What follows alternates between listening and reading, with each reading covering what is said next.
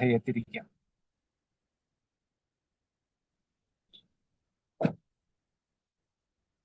അതിപരിശുദ്ധനായ ദൈവത്തിന്റെ ധന്യമായ നാമത്തിന് സ്തോത്രവും സ്തുതിയും അർപ്പിക്കുന്നു. ഇതുവരെ നമുക്ക് അധ്യക്ഷത വഹിച്ച പ്രിയ ബാബു അങ്കിളിനോടും തൻ്റെ അനുഭവങ്ങളൊക്കെ പങ്കുവെച്ചുകൊണ്ടിരുന്ന പ്രിയ വർക്കിച്ചാനോടും മറ്റാരെങ്കിലും പാട്ടുപാടി കാണുമായിരിക്കുമെന്ന് എനിക്കറിയാം. അവർക്കും ഒക്കെയുള്ള ആർപ്പാടിയില്ല. ഓക്കെ, പ്രത്യേകമായ കൃതജ്ഞത ഞാൻ പ്രകാശിപ്പിക്കുന്നു. ഞങ്ങളൊരു മറ്റൊരു ബൈബിൾ ക്ലാസ് കഴിഞ്ഞിട്ട് പുറത്തിറങ്ങിയതേ ഉള്ളൂ. അതുകൊണ്ട് വീട്ടിൽ എത്തിയിട്ടില്ല. ആയതിനാൽ വണ്ടിയിൽ തന്നെ ഇരുന്നുകൊണ്ട് ഇന്നത്തെ നമ്മുടെ ക്ലാസ് എടുക്കുകയാണ്. അസൗകര്യങ്ങൾ ദയവായിട്ട് ക്ഷമിച്ചാലും. ചിലപ്പോൾ റോഡിന്റെ സൈഡിലാണ് ഞങ്ങൾ നിർത്തിയിട്ടിരിക്കുന്നത്. അതുകൊണ്ട് ചിലപ്പോൾ മറ്റു വാഹനങ്ങളുടെ ലൈറ്റോ വരവും പോക്കും ഒക്കെ ഒരുപക്ഷെ ഇതിൽ പതിഞ്ഞേക്കാം. ദയവായിട്ട് ക്ഷമിച്ചാലും. ദൈവം നമുക്ക് നൽകുന്ന എല്ലാ സാഹചര്യങ്ങൾക്കായിട്ടും സ്തോത്രം ചെയ്യുന്നു. പ്രത്യേകിച്ച് പുതിയ നിയമത്തിൽ ദൈവത്തിന്റെ സാന്നിധ്യത്തിന് പ്രത്യേക സ്ഥലങ്ങളൊന്നുമില്ല. നമ്മുടെ ദൈവം അൺലിമിറ്റഡ്, അപരിമിതനായ ദൈവമാണ്. നമ്മുടെ ദൈവത്തെ ഏതെങ്കിലും ഒരു സ്ഥലത്ത് പരിമിതപ്പെടുത്താനായിട്ട് സാധ്യമല്ല. ഏതെങ്കിലും ഒരു ആലയത്തിലോ ഏതെങ്കിലും ഒരു സ്ഥലത്തോ ഒക്കെയായിട്ട് നമുക്ക് ദൈവത്തെ പരിമിതപ്പെടുത്തുവാൻ സാധ്യമല്ല. ഏതെങ്കിലും ഒരു സ്ഥലത്തിന് പുതിയ നിയമത്തിൽ യാതൊരു പ്രാധാന്യവും ഇല്ല. സ്തോത്രം. ഞാൻ നമ്മുടെ ഇടയിലാണെന്ന് തോന്നുന്നു പറഞ്ഞത്. കഴിഞ്ഞ ഒരു ദിവസം ഞാൻ കേട്ടു, നമ്മുടെ കേരളത്തിലെ ഒരു പ്രമുഖനായ ദൈവദാസൻ പറയുന്നത്, ഉയർന്ന സ്ഥലങ്ങളിൽ പോയി പ്രാർത്ഥിക്കുന്നതിന് പ്രത്യേകമായ എന്താണ് പറയുന്നത്, ഇഫക്റ്റ് ഉണ്ടെന്ന്, വളരെ കൂടുതൽ പ്രയോജനകരമായിരിക്കും ഉയർന്ന സ്ഥലങ്ങളിൽ പോയി പ്രാർത്ഥിക്കുന്നെങ്കിലെന്ന്. അപ്പോൾ അദ്ദേഹം പറയാറുണ്ട്, ഓഫ് റോഡൊക്കെ നിങ്ങൾ പോകുന്നെങ്കിൽ പോകണം. പക്ഷേ ഈ ഓഫ് റോഡൊക്കെ പോകുന്നത് വല്ല മലകളിൽ ട്രക്കിങ്ങിനൊക്കെ പോയിട്ട് മലമണ്ടയ്ക്കൊക്കെ പോയിരുന്ന് പ്രാർത്ഥിക്കാനായിട്ട് വേണം. അവിടെയൊക്കെ ഇരുന്ന് പ്രാർത്ഥിച്ചാൽ ദൈവം പെട്ടെന്ന് കേൾക്കും. അയ്യോ, തെറ്റായ ഉപദേശമാണ്, തെറ്റായ ഉപദേശം. കേരളത്തിലെ ഒരു പ്രമുഖ പെന്തക്കോസ്ത പ്രസംഗകൻ പറഞ്ഞ് ഒരു ചെറിയ ക്ലിപ്പ് യൂട്യൂബിൽ കിടപ്പുണ്ട്. പറഞ്ഞതാണ്, പ്രിയരെ, എവിടെ പോയിരുന്ന് പ്രാർത്ഥിച്ചാലും ദൈവത്തിന് ഒരുപോലെ ഉള്ളു കേട്ടോ. സ്തോത്രം. നമുക്ക് സൗകര്യം തോന്നുന്നിടത്ത് പോയി പ്രാർത്ഥിച്ചു, അത് കുഴപ്പമില്ല. നമുക്ക് ഏകാഗ്രതയ്ക്ക് ഇനിയും മലമണ്ടയ്ക്ക് പോയി പ്രാർത്ഥിച്ചാൽ കൂടുതൽ പ്രയോജനകരമാണെങ്കിൽ പോയിക്കോ, കുഴപ്പമില്ല. വനത്തിൽ പോയിരുന്ന് പ്രാർത്ഥിച്ചാൽ ഏകാഗ്രത കിട്ടുമെങ്കിൽ അവിടെ പോയിരുന്ന് പ്രാർത്ഥിച്ചു, അതൊന്നും കുഴപ്പമില്ല. പക്ഷേ എവിടെയെങ്കിലും ഇരുന്ന് കഴിക്കുന്ന പ്രാർത്ഥനയ്ക്കോ ആരാധനയ്ക്കോ പ്രത്യേകമായ എന്തെങ്കിലും പ്രയോജനമുണ്ട് എന്നൊരു ഉപദേശം വരുമ്പോൾ അത് പുതിയ നിയമ ഉപദേശമല്ല. ഞാനീ പറഞ്ഞത് വണ്ടിയിലിരുന്നായാലും ചർച്ച് ഹാളിൽ ഇരുന്നായാലും വഴിയരികിൽ നിന്നായാലും ഒക്കെ നമുക്ക് ദൈവസന്നിധിയിലേക്ക് വരാനും ദൈവവചനം പ്രസംഗിക്കാനും പാടാനും ഒക്കെ കഴിയുന്ന അവസരങ്ങൾ നമ്മുടെ ദൈവത്തിന്റെ അപരിമിതത്വത്തെ കാണിക്കുന്നതാണ്. നമ്മുടെ ദൈവം എങ്ങും പരിമിതനല്ല. ഏത് സ്ഥലവും നമ്മുടെ ദൈവത്തിന് ഒരുപോലെയേ ഉള്ളൂ. സ്തോത്രം. അതുകൊണ്ടാണല്ലോ ചിലർ സഭായോഗങ്ങൾ കൂടുന്നത് ഹോട്ടലുകളിലാണ്. ആ ഹോട്ടൽ ഓഡിറ്റോറിയങ്ങൾ, മുറികൾ മറ്റ് സമയങ്ങളിൽ ബാറുകളായിട്ട് ഉപയോഗിക്കുന്ന സ്ഥലങ്ങളാണ്. ചിലർ സ്കൂളുകളിലാണ് കൂടുന്നത്. വേറെ ചിലരാണെങ്കിൽ ഞങ്ങൾ ഇവിടെയൊക്കെ ചിലപ്പോൾ കൺവെൻഷനൊക്കെ നടത്തുന്നത് ഏതെങ്കിലുമൊക്കെ സമാജ് മന്ദിർ എന്ന് പറയും, ഏതെങ്കിലുമൊക്കെ ജാതികളുടെ അല്ലെ ചിലപ്പോൾ മതങ്ങളുടെ ചിലപ്പോൾ ആണെങ്കിൽ സർക്കാർ ഗവൺമെന്റിന്റെ ഒക്കെ ചില പ്രത്യേക സ്ഥാപനങ്ങളിലാണ്. അവിടെ സർക്കാർ സ്ഥാപനമായാൽ പോലും പല ദൈവങ്ങളുടെയും ഫോട്ടോകളും പ്രതിമകളും വെച്ചിട്ടുണ്ട്. അവരുടെ ആ പ്രതിമകൾ നേരെ മുമ്പിൽ വെച്ചുകൊണ്ടാണ് ഞങ്ങൾ അപ്പുറത്ത് നിന്നും ആ പ്രതിമയോട് ചേർന്ന് നിന്ന് പ്രസംഗിക്കുന്നത്. ചിലപ്പോഴാണെങ്കിൽ ഈ ഫ്ലക്സ് ഒക്കെ വെച്ച് അത് മറയ്ക്കും. പക്ഷെ അവർ കണ്ടാൽ ഒരു പറയും ഇനി പാടില്ല, അത് മറയ്ക്കാൻ പാടില്ല. ഓക്കെ, നമുക്കൊരു പ്രശ്നമില്ല. അങ്ങനെ ഒരു പ്രതിമയോ ഒരു വിഗ്രഹമോ ഏതെങ്കിലും ഒരു ദൈവമോ എന്തെങ്കിലും ഉള്ളത് കൊണ്ട് അവിടെ നിന്നൊന്നും നാണിച്ചും പേടിച്ചും പോകുന്ന ദൈവമല്ല ബൈബിളിലെ ദൈവം. സ്തോത്രം. അങ്ങനെ നമുക്ക് ഏത് സമയത്തും ഏത് കാലത്തും എവിടെയും ദൈവസന്നിധിയോട് അടുത്തു വരുവാൻ നൽകിയിട്ടുള്ള ഭാഗ്യകരമായ അനുഭവത്തിനായി ഞാൻ ദൈവത്തെ സ്തുതിക്കുന്നു, കർത്താവിനെ മഹത്വപ്പെടുത്തുന്നു. ആ കാഴ്ചപ്പാട് നമ്മുടെ ഉള്ളിൽ പകർന്ന ദൈവത്തെ വാഴ്ത്തുകയും നിങ്ങൾ ഏവർക്കും വേണ്ടി ഞാൻ ദൈവത്തിന് സ്തോത്രം ചെയ്യുകയും ആണ്. സമയം നമ്മുടേത് മുൻപോട്ട് പോയി എന്നെനിക്കറിയാം. നമുക്കതുകൊണ്ട് വേഗത്തിൽ തന്നെ ദൈവവചനത്തിലേക്ക് നമ്മുടെ ശ്രദ്ധയെ തിരിക്കാം. സ്തോത്രം. നമ്മൾ നോക്കിക്കൊണ്ടിരുന്നത് വെളിപ്പാട് പുസ്തകം 14-ാം അധ്യായമായിരുന്നു. അതിലെ ചില കാര്യങ്ങൾ കൂടെ നമുക്ക് പഠിക്കുവാനുണ്ടെങ്കിലും 16-ാം അധ്യായത്തിലേക്ക് വന്നിട്ട് ഈ 14-ന്റെ അവസാന ഭാഗങ്ങളും 19-ാം അധ്യായത്തിന്റെ അവസാന ഭാഗങ്ങളും കൂടെ ചേർത്ത് അർമഗദ്ദോൻ യുദ്ധത്തെക്കുറിച്ച് നോക്കാം. അതുകൊണ്ട് ആ ഭാഗങ്ങൾ വിടുകയാണ്. വിട്ടിട്ട് 15-ാമത്തെ അധ്യായത്തിലേക്ക് വരുന്നു. 15-ാമത്തെ അധ്യായത്തിലേക്ക് 15-ാം അധ്യായത്തിന്റെ ആദ്യത്തെ ചില വാക്യങ്ങൾ നമുക്ക് വായിക്കാമല്ലോ. സ്തോത്രം.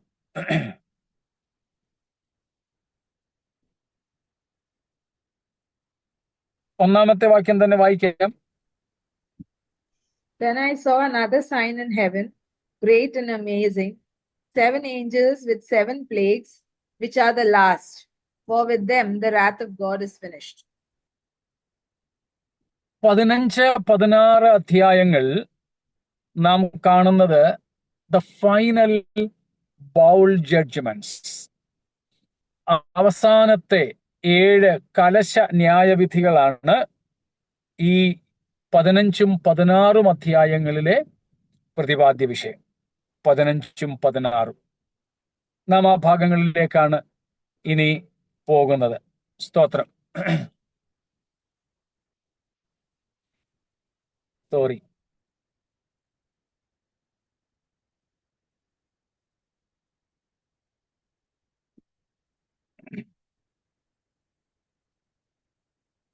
പതിനഞ്ച് 16 അധ്യായങ്ങൾ യേശുക്രിസ്തു ഈ ലോകത്തെ വീണ്ടെടുക്കുന്നതിന്റെ അവസാന പടികളാണ്. നാം അറിയുന്നത് പോലെ യേശുക്രിസ്തുവിലൂടെയുള്ള വീണ്ടെടുപ്പ് കേവലം മനുഷ്യജാതിക്ക് മാത്രമല്ല,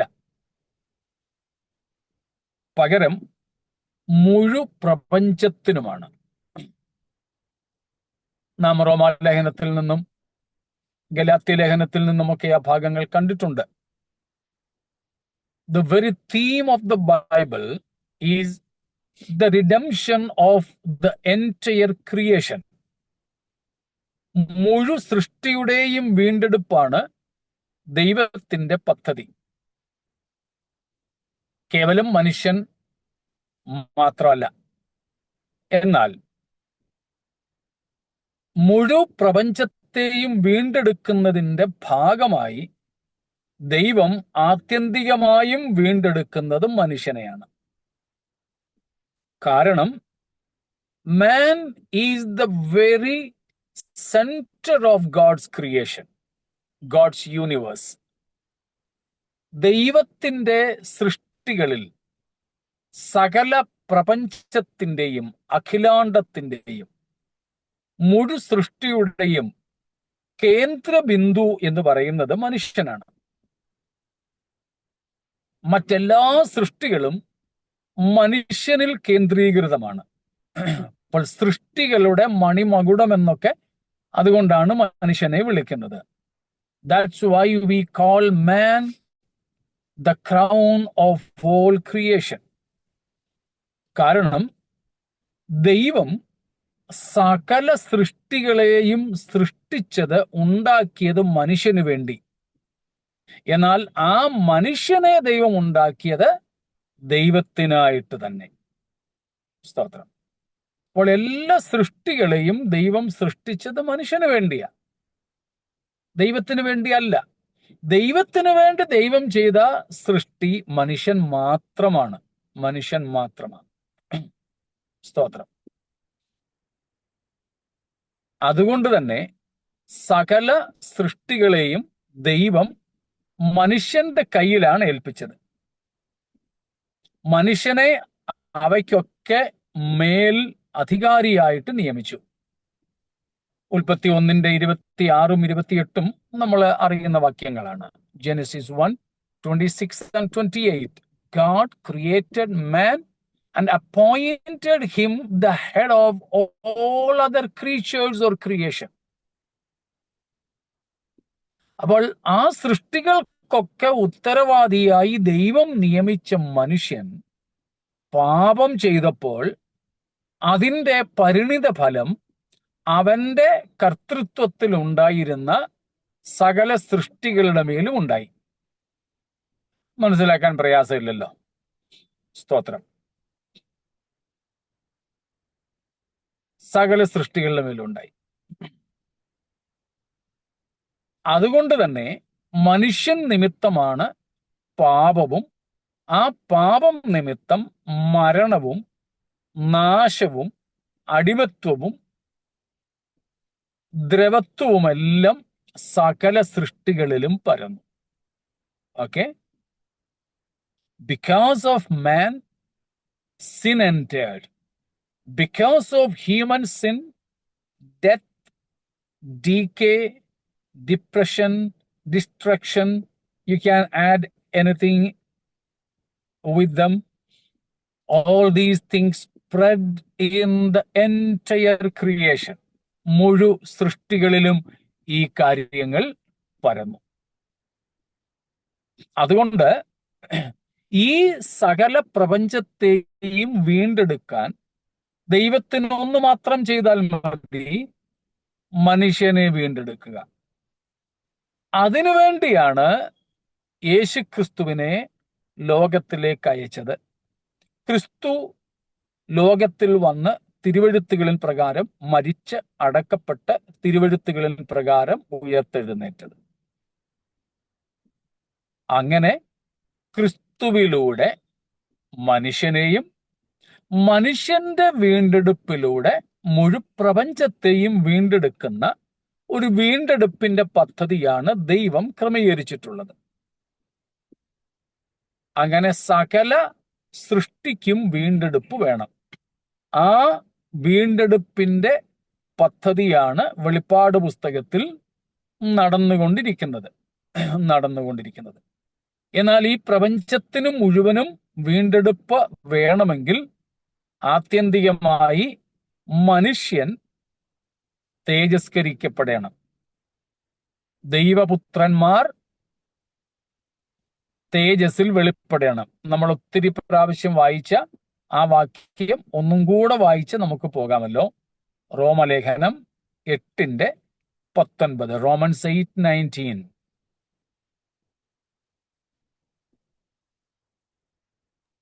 For the creation waits with eager longing for the revealing of the sons of God.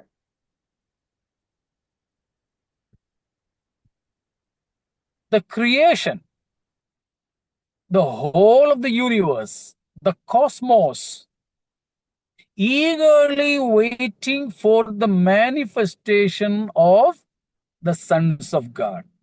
ദൈവപുത്രന്മാരുടെ വെളിപ്പാടിനെ സൃഷ്ടി ആകാംക്ഷയോടെ നോക്കിക്കൊണ്ടിരിക്കുന്നു. സ്തോത്രം. അപ്പോൾ സകല സൃഷ്ടികളും ആകാംക്ഷയോടെ ദൈവപുത്രന്മാരുടെ വെളിപ്പാടിനെ നോക്കിക്കൊണ്ടിരിക്കുകയാണ്. ദൈവപുത്രന്മാർ എന്നവിടെ പറഞ്ഞിരിക്കുന്നത് നമ്മൾ നേരത്തെ പഠിച്ചിട്ടുണ്ടല്ലോ. വിശുദ്ധന്മാർ, പ്രത്യേകിച്ച് ദൈവസഭ, പൊതുവെ പറഞ്ഞാൽ തേജസ്കരിക്കപ്പെടുന്ന വിശുദ്ധന്മാർ, തേജസ്കരിക്കപ്പെടുന്ന വിശുദ്ധന്മാർ. അതുപോലെ എഫേസ് ലേഖനം 1 9 10 കൂടെ നോക്കിക്കാട്ടെ. Ephesians 1 9 and 10.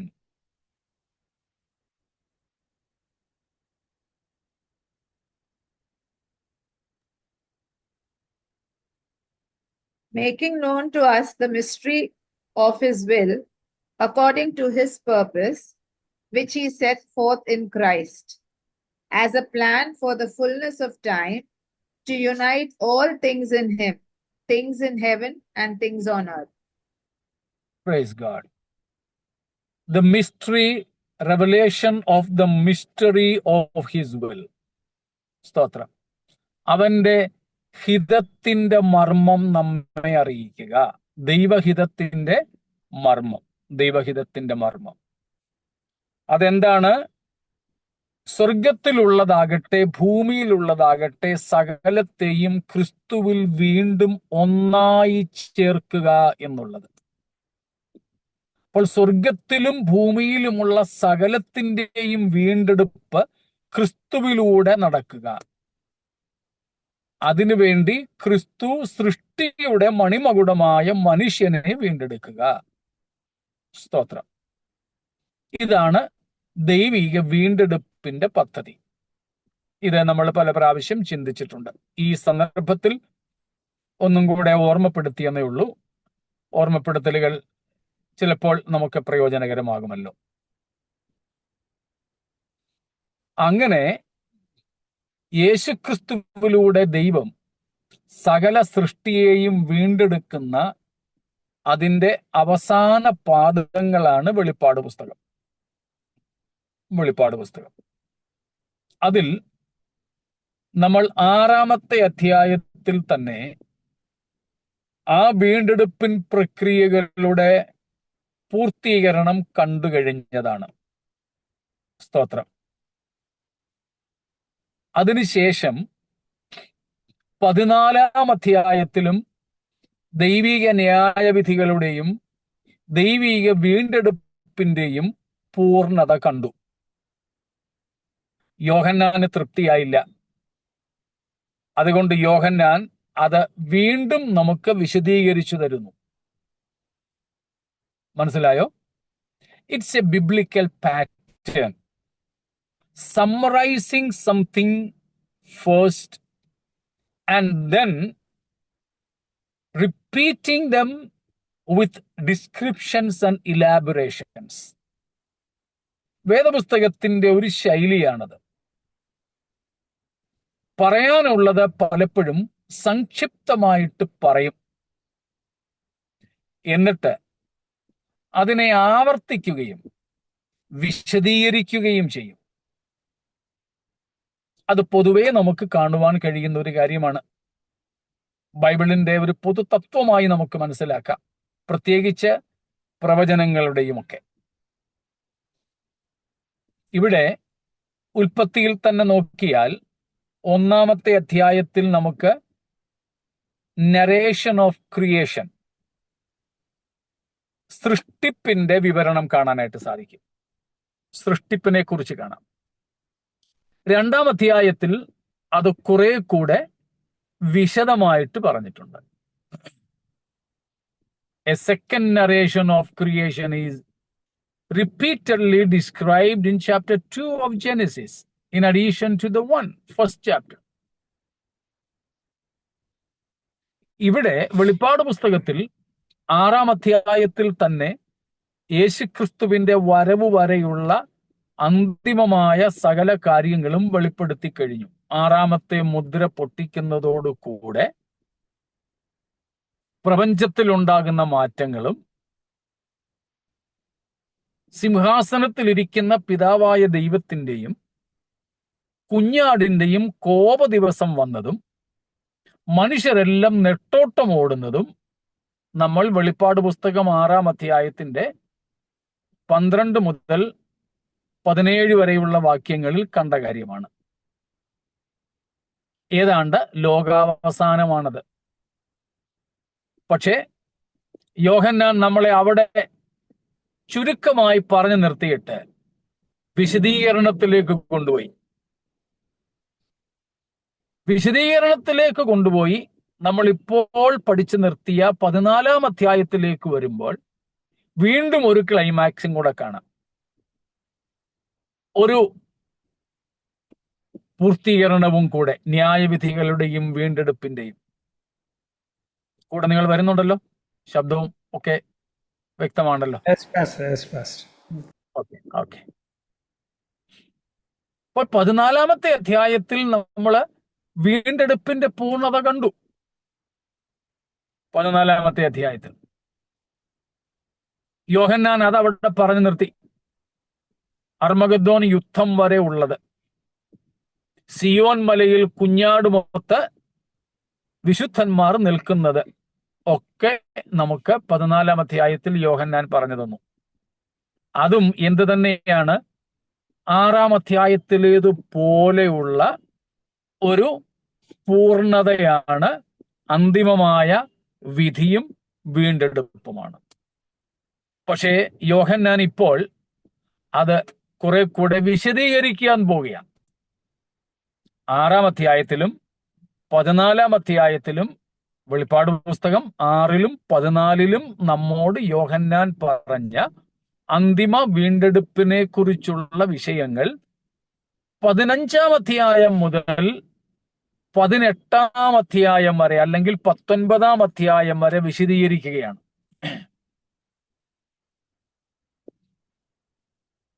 20-ഉം 21-ഉം 22-ഉം വേറെയാണ്. എന്നാൽ 6 മുതൽ 19 വരെ, വിശേഷിച്ച് 6, 14 ഈ 2 അധ്യായങ്ങൾ വീണ്ടെടുപ്പിന്റെയും ദൈവിക ന്യായവിധിയുടെയും പൂർണ്ണതയെ, അന്തിമമായ അനുഭവത്തെക്കുറിച്ചാണ് പറഞ്ഞിരിക്കുന്നതെങ്കിലും അവയെ കുറെ കൂടെ നമുക്ക് യോഹന്നാൻ വിവരിച്ചു തരികയാണ് 15 മുതൽക്കുള്ള അധ്യായങ്ങളിൽ. ഇത്രയും വ്യക്തമാണോ?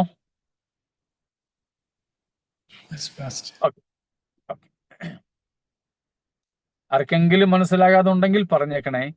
സ്തോത്രം. അവിടെ നാം മനസ്സിലാക്കുന്നത്, ദൈവക്രോധം ഇത്രയുമായിട്ടും തീർന്നില്ല.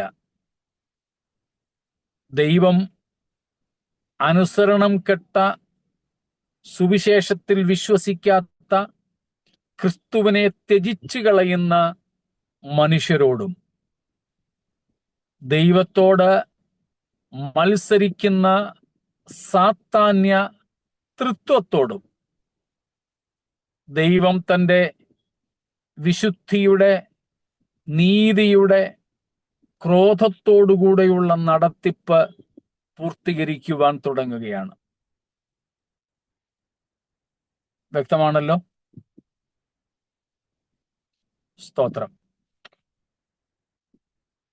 യേശുക്രിസ്തു ഭൂമിയിൽ വന്നപ്പോൾ തന്നെ മനുഷ്യന്റെ പാപം ദൈവിക ന്യായവിധി വിളിച്ചു വരുത്തുന്നത് എന്തുകൊണ്ടാണെന്ന് വ്യക്തമാക്കിയിരുന്നു. ഓർമ്മ കാണുമായിരിക്കുമല്ലോ. ഒന്നും കൂടെ വായിക്കുന്നത് ഒരുപക്ഷെ നന്നായിരിക്കും. യോഹന്നാൻ 3,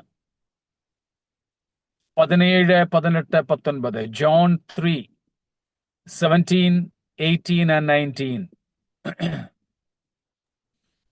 God did not send his Son into the world to condemn the world, but in order that the world might be saved through him.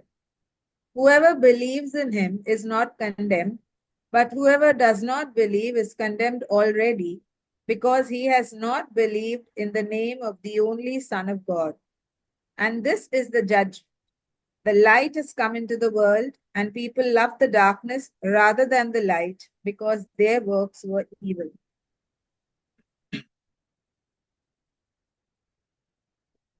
പതിനാറാം വാക്യം നമുക്ക് വളരെ പരിചിതമാണ്. എന്നാൽ വിശദീകരണം യേശു നൽകി 17 മുതൽ. ദൈവം തന്റെ പുത്രനെ ഭൂമിയിലേക്ക് അയച്ചത് ലോകത്തെ ശിക്ഷ വിധിപ്പാനല്ല, പകരം ലോകം Save. യേശുക്രിസ്തുവിനാൽ ടു സേവ്, രക്ഷിക്കപ്പെടാൻ. പക്ഷെ വീണ്ടും ദൈവം ലോകത്തെ ന്യായം വിധിക്കുന്നു അഥവാ ശിക്ഷ വിധിക്കുന്നു. കാരണം എന്താ? They did not believe in the Son of Only God's. അവരുടെ രക്ഷയ്ക്കായി ദൈവം അയച്ച ദൈവത്തിന്റെ ഏകജാതനിൽ വിശ്വസിച്ചില്ല. അതാണ് അവരുടെ ശിക്ഷാവിധിക്ക് കാരണം. 2, അവർ വെളിച്ചത്തെക്കാൾ അധികം ഇരുട്ടിനെ കൂടുതൽ സ്നേഹിച്ചു. അവരുടെ പ്രവൃത്തി പാപമയമായി തന്നെ തുടർന്നു. യോഹന്നാന്റെ സുവിശേഷം 16-ാം അധ്യായം 8 തൊട്ടുകൂടെ വായിച്ചോളൂ. John 16:8 following. And when he comes, he will convict the world concerning sin and righteousness and judgment.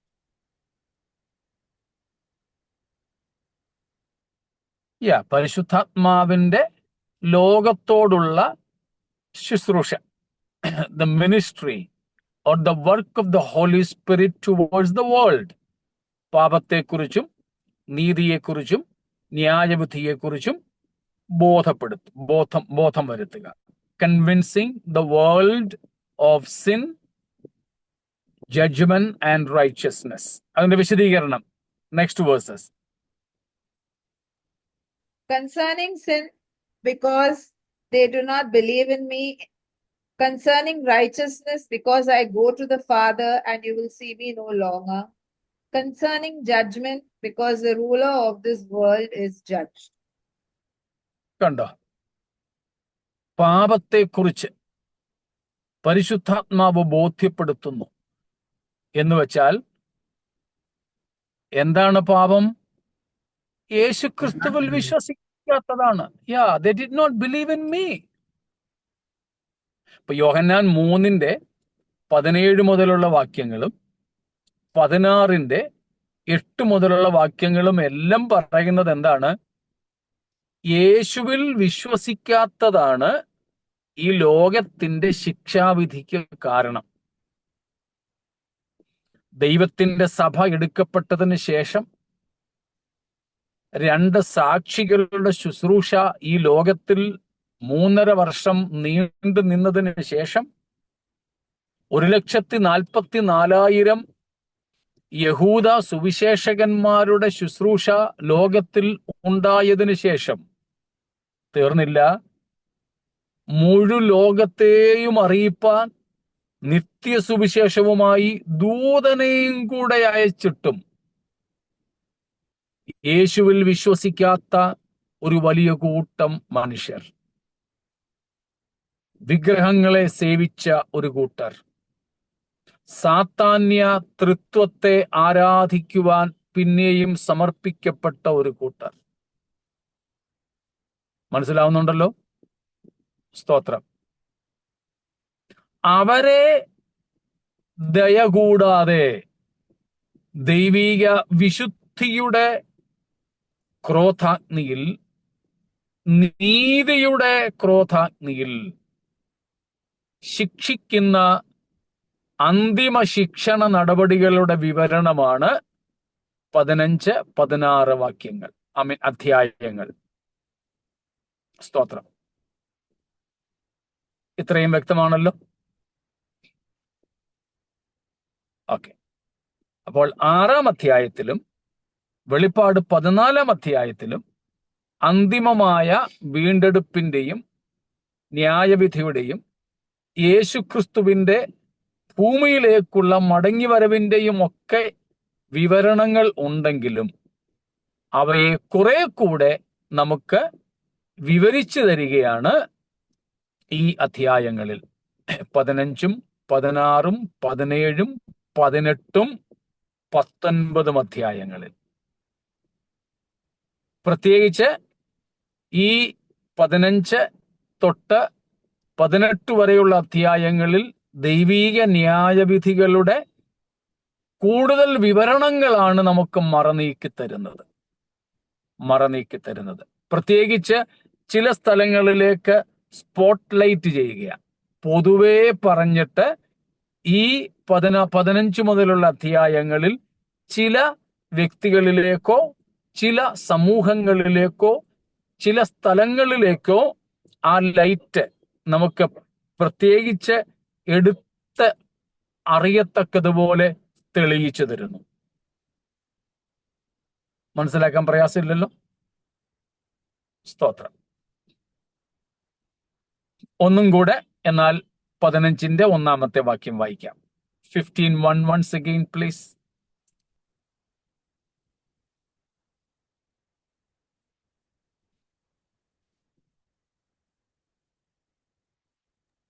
Then I saw another sign in heaven, great and amazing, 7 angels with 7 plagues, which are the last, for with them the wrath of God is finished. Praise God. ഇവിടെ നമുക്ക് അന്തിമ ന്യായവിധിയുടെ കലശങ്ങളുള്ള അവസാനത്തെ ന്യായവിധി നടത്തുന്ന 7 ദൂതന്മാരെ കാണാം. Another sign in heaven. ഈ നിലയിലുള്ള യോഹന്നാൻ കാണുന്ന അവസാനത്തെ അടയാളമാണ് അവസാനത്തെ ന്യായവിധിയുടെ കലശങ്ങൾ ഏന്തിയിരിക്കുന്ന 7 ദൂതന്മാർ. 7 final angels. 7 final angels with 7 bowls of judgment. സ്തോത്രം. നമുക്ക് ഇവിടെ അവരെ 7 ദൂതന്മാരെയും കൂടെ ഒരുക്കി നിർത്തിയിരിക്കുന്നത് കാണുവാൻ സാധിക്കും. സ്തോത്രം. So the consummation of divine judgments. മുമ്പേ നമ്മൾ പറഞ്ഞതുപോലെ starting and restarting of some divine things. It's being repeated and described here. സ്തോത്രം. അപ്പോൾ അത് നമ്മൾ 6-ാം അധ്യായം 12 തൊട്ട് 17 വരെ കണ്ടതാണ്. ഇവിടെ 7 ദൂതന്മാരെ 7 കലശങ്ങളുമായി നിർത്തിയിരിക്കുന്നു. 7 plagues, last 7 plagues. സ്തോത്രം. ലേവ്യ പുസ്തകം 26-ന്റെ 21 കൂടെ വായിക്കാമല്ലോ. ലെവിറ്റിക്കസ് 26:21.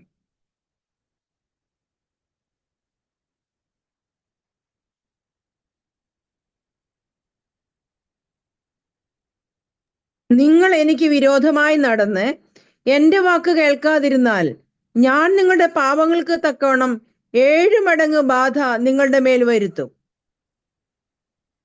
ഇസ്രായേൽ മക്കളോടുള്ള ദൈവത്തിന്റെ അരുളപ്പാടാണ്. അനുസരണം കെട്ട, പാപം ചെയ്യുന്ന, മത്സരം നടത്തുന്ന ഇസ്രായേൽ മക്കളോട് ദൈവം പറയുന്നു, നിങ്ങളുടെ മേൽ ഞാൻ 7 മടങ്ങായി ബാധ വരുത്തും. A 7-fold plague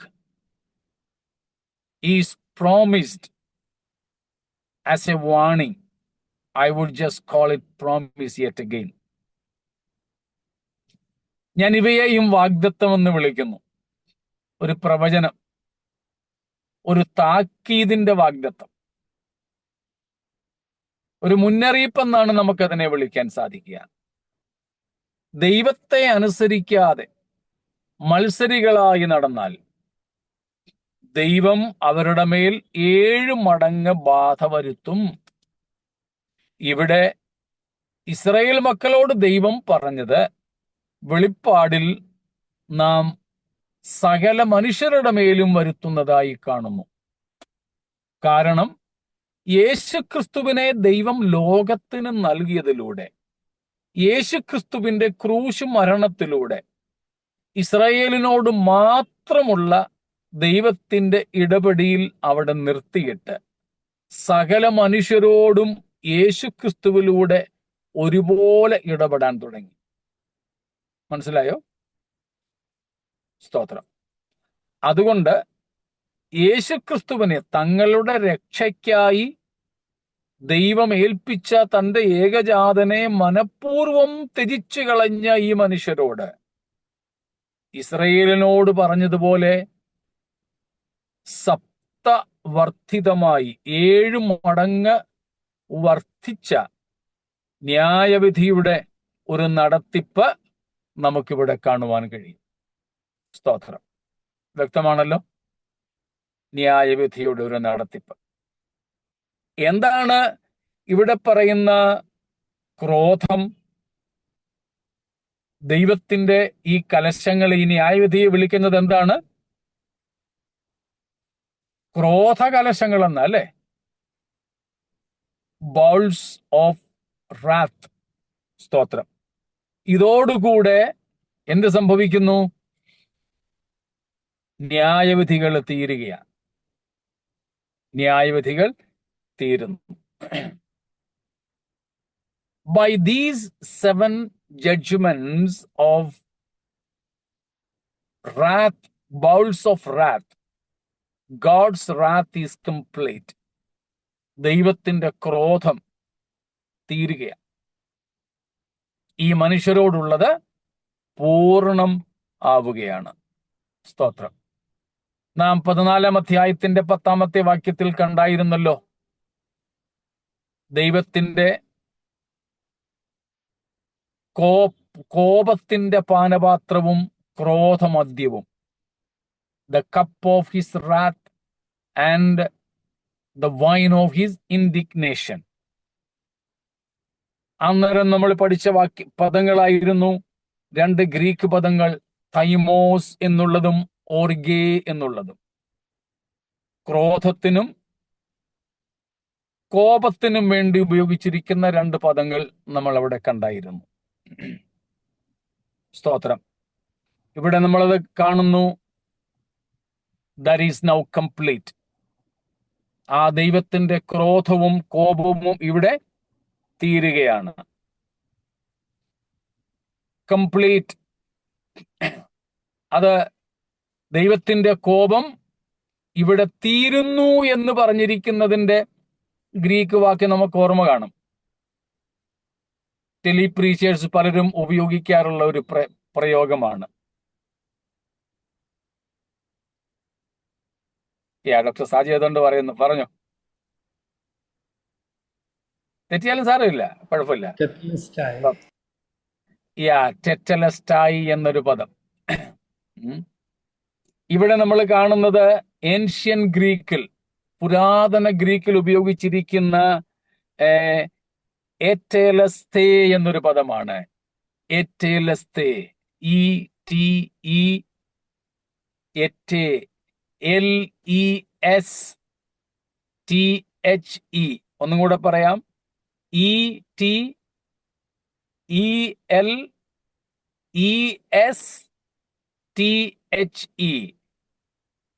എറ്റീലിസ്തേ means to reach an end.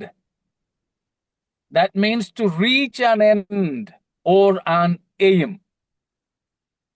സ്തോത്രം. So here God's holy wrath reaches its consummation. God's holy wrath is now consummating with achieving the very purpose of it.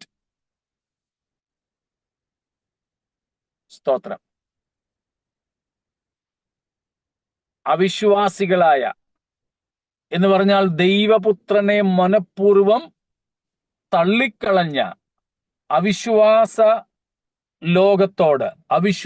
ലോകത്തോടുള്ള ദൈവത്തിന്റെ ക്രോധാഗ്നി ഇവിടെ ദൈവം പൂർണ്ണമായും നിവർത്തിച്ചു കഴിയുകയാണ്.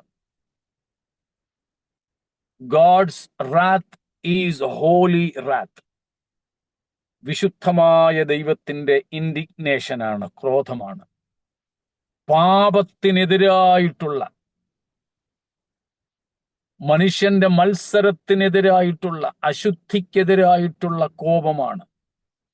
അത് അവിശുദ്ധമല്ല, അത് നെഗറ്റീവായിട്ടുള്ളതല്ല, അത് ദൈവത്തിന്റെ വിശുദ്ധമായ കോപമാണ്. ഹോളി റാത്ത്.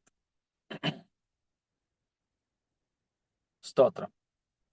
ഒരു മകന്റെ അനുസരണക്കേടിനോട് പിതാവ് കോപിക്കുന്നത് പാപമല്ല. ഒരു ഭാര്യയുടെ അവിശ്വസ്തതയോട്, പരപുരുഷ ബന്ധത്തിനെതിരെ ഒരു ഭർത്താവിൽ ഉണ്ടാകുന്ന കോപം പാപമല്ല. അന്യായത്തിനും അനീതിക്കുമെതിരെ ഒരു ഓഫീസർക്ക് തൻ്റെ കീഴിലുള്ള അല്ലെ തൻ്റെ കൂടെയുള്ള പ്രവർത്തകരോടുണ്ടാകുന്ന അതൃപ്തി, വിരോധം, അത് പാപമല്ല. ഇവിടെ പരിശുദ്ധനായ ദൈവത്തിന് ദൈവത്തിന്റെ പ്രമാണങ്ങളോട് വിരക്തി കാണിച്ച, മത്സരബുദ്ധി കാണിച്ചവരോട് തോന്നുന്ന ഈ കോപം, അത് ദൈവത്തിന്റെ വിശുദ്ധിയുടെ വിളംബരമാണ്. സ്തോത്രം. This റാത്ത് of the most holy God against the rebellion of man, rejection of the Savior, is not something unholy, but it is very much holy wrath, and that is now perfect by executing his wrath and judgment. ദൈവത്തിന്റെ കോപവും ദൈവത്തിന്റെ ശിക്ഷയും നടപ്പാക്കിക്കൊണ്ട് ഇവിടെ ദൈവം പാപത്തോടുള്ള ദൈവക്രോധത്തെ പൂർണ്ണമാക്കുന്നു, നിവർത്തിക്കുന്നു എന്നാണ് നാം ഇവിടെ കാണുന്നത്. സ്തോത്രം. എന്നും പറയാറുള്ളത് പോലെ നമ്മുടെ രക്ഷയ്ക്കു വേണ്ടി ദൈവം നൽകിയ തന്റെ ഏകജാതനിൽ വിശ്വസിക്കുവാനും നമുക്ക് പാപത്തിൽ നിന്ന് വിമോചനം നേടുവാനും ദൈവത്തിന്റെ ക്രോധത്തിൽ നിന്ന് രക്ഷപ്പെട്ട് ദൈവത്തിന്റെ പ്രസാദത്തിന് അർഹരാകാനും ദൈവം ഭാഗ്യം നൽകിയല്ലോ. നന്ദിയോടെ സ്തോത്രം. നമുക്ക് വിശ്വസിക്കുവാൻ ലഭിച്ചതും ദൈവത്തിന്റെ വരമാണ്, നമ്മുടെ കഴിവല്ല, നമ്മുടെ ബൗദ്ധികതയല്ല. സ്തോത്രം. ആകയാൽ വിശ്വസിക്കുവാനും വിശ്വസിച്ച് രക്ഷിക്കപ്പെടുവാനും ദൈവം നമ്മോട് കരുണ കാണിച്ചതിനാൽ നന്ദിയുള്ളവരായി നമ്മുടെ ശിഷ്ടകാലം കർത്താവിന്റെ വരവിനെ നോക്കി പാർത്ത് ജീവിക്കുവാൻ ദൈവം നമ്മെ ഒരുക്കട്ടെ എന്ന് പ്രാർത്ഥിച്ച് ഈ വാക്കുകളെ ഇന്ന് ഇവിടെ നിർത്തുന്നു. കർത്താവിന്റെ വരവ് താമസിച്ചാൽ ബാക്കി ഭാഗം നമുക്ക് നാളെ ചിന്തിക്കാം എന്ന് കർത്താവിൽ ആശിക്കുന്നു. ഇന്നത്തേക്കാൾ അല്പം കൂടെ നേരത്തെ ഞാൻ വരുവാനായിട്ട് നാളെ ശ്രമിക്കാം. സ്തോത്രം. അതുകൊണ്ട് ബാക്കി അവിടേക്ക് നമുക്ക് നാളെ എത്താം. കർത്താവിന്റെ വരവനായിട്ട് ഒരുങ്ങാം. ദൈവം നമ്മെ എല്ലാവരെയും അവിടെ ഇവിടെയായി സൂക്ഷിക്കട്ടെ. മാറാനാഥ.